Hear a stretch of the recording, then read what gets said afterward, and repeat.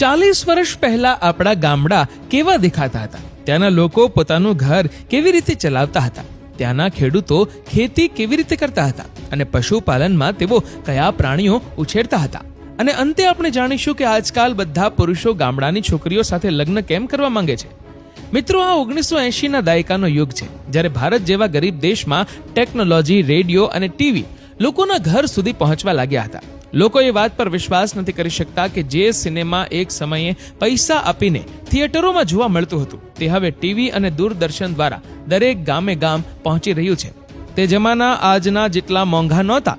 લોકોના જીવનમાં અદ્ભુત શાંતિ હતી. તે સમય આપણા જીવનનો સુવર્ણ સમય માનવામાં આવતો હતો અને આ પ્રેમ અને માનવતાનો યુગ હતો, જ્યારે પાડોશીના સગા આખા વિસ્તારના સગા હતા અને ઘરની દીકરી આખા વિસ્તારની દીકરી હતી. પણ હવે ફક્ત દેખાડો કરવાનો સમય છે. 40 વર્ષ પહેલાનું એ જીવન ક્યાંક ખોવાઈ ગયું છે. હવે કોઈ બીજાના ઘરે ટીવી જોવા નથી જતું કે 4 લોકો એક સાથે ક્રિકેટ મેચ જોવા નથી જતા.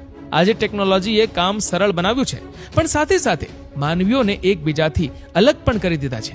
એ સમય હતો જ્યારે ધોરણ 5 પાસ કરનાર વિદ્યાર્થીને પણ સરકારી નોકરી મળી શકતી હતી. ગામમાં ફક્ત થોડા લોકો જ શિક્ષિત હતા, કારણ કે અંગ્રેજોના પગની ધૂળ હજુ સુધી સાફ થઈ ન હતી. ગામના લોકો ફક્ત ખેતી પર નિર્ભર હતા. મોટા ભાગની ગામડાની શાળાઓ ફક્ત 5મા ધોરણ સુધી મર્યાદિત હતી. 5મા ધોરણ પછી બાળકોને અભ્યાસ માટે બીજા શહેરમાં જવું પડતું. તમે બાળકોને સાયકલ પર શાળાએ જતા પણ જોયા હશે. આજકાલ આવા દ્રશ્યો જોવા મળતા નથી. અને 40 વર્ષ પહેલા રસોડામાં વપરાતા પેટ્રોલથી લઈને સરસવના તેલ સુધીની દરેક વસ્તુ એટલી સસ્તી હતી કે તમે પણ તે સાંભળીને આશ્ચર્યચકિત થઈ જશો. હા મિત્રો, 1980ની આસપાસ પેટ્રોલનો ભાવ 4 થી 5 રૂપિયા પ્રતિ લીટર હતો. ડીઝલ 1 રૂપિયાથી 2 રૂપિયાની વચ્ચે વેચાતું હતું. હવે વિચારો, આજકાલ 4 રૂપિયાની કિંમત કેટલી છે અને ભાત કોણ નથી ખાતું? તો 1980ની આસપાસ ચોખાનો ભાવ માત્ર 1 રૂપિયા પ્રતિ કિલો હતો. 40 વર્ષ પહેલા ઘણી બધી વસ્તુઓ સસ્તી હતી. તે સમયે વીજળી એક મોટી સમસ્યા હતી. ગામમાં વીજળી લાવવી ખૂબ જ મુશ્કેલ હતી. તેથી લોકો આ ફાનસ કે બોક્સનો ઉપયોગ કરતા હતા. અને આ ફાનસના પ્રકાશમાં કોણ અભ્યાસ કરતું હતું?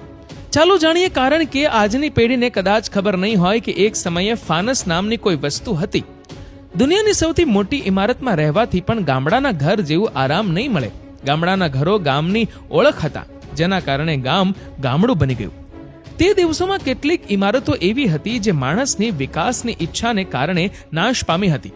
ગામમાં સભાઓનું સ્થળ ચોપાલ હતું, જ્યાં ગામના લોકો દુનિયાની બાબતોમાં ધ્યાન આપતા હતા. તે સમયે સ્ત્રીઓનું જીવન આખો દિવસ ઘરકામ કરવામાં પસાર થતું હતું. અને આ ચિત્રમાં તમે એક મહિલાને ચરખું ફેરવતી જોઈ શકો છો. અને આ ચિત્રમાં આપણે 2 મહિલાઓને મિલ ચલાવતી જોઈ શકીએ છીએ. આજે મોટાભાગના ઘરકામ મશીનો દ્વારા કરવામાં આવે છે. હવે લોકો વોશિંગ મશીનથી પણ કપડાં ધોવે છે. અને 40 વર્ષ પહેલા જ્યારે સ્ત્રીઓ ઘરનું બધું કામ કરતી હતી, ત્યારે તેઓ ઘરની બહાર આ રીતે બેસતી હતી. 50 વર્ષ પહેલા ગામમાં ફક્ત બાળ લગ્ન જ થતા હતા. પહેલાના સમયમાં પણ સ્ત્રીઓ આ પરંપરાગત રીતે બેસીને રોટલી બનાવતી હતી. મિત્રો, આ ગામ વિશે હતું. પણ 40 વર્ષ પહેલા આપણા શહેરો કેવા દેખાતા હતા? આ મૂળ વિડીયો ભારતના મુંબઈ શહેરનો છે, જેને સપનાના શહેર તરીકે પણ ઓળખવામાં આવે છે.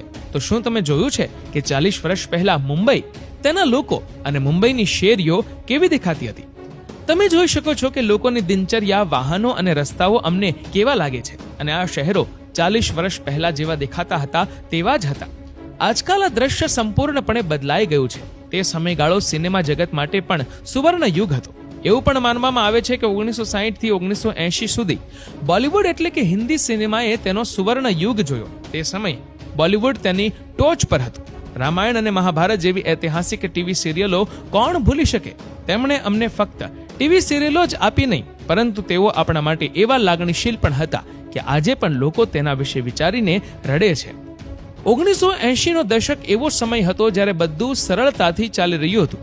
દેશને આઝાદી મળ્યાને માત્ર 30 વર્ષ થયા હતા. તેથી લોકોમાં બહુ જાગૃતિ નહોતી. લોકોમાં થોડી માનવતા હતી, જેના કારણે લોકો આરામદાયક જીવન જીવી રહ્યા હતા. તો મિત્રો, તમને ગામડાનું જીવન ગમે છે કે શહેરનું જીવન? અમને કમેન્ટ કરીને જરૂરથી જણાવજો.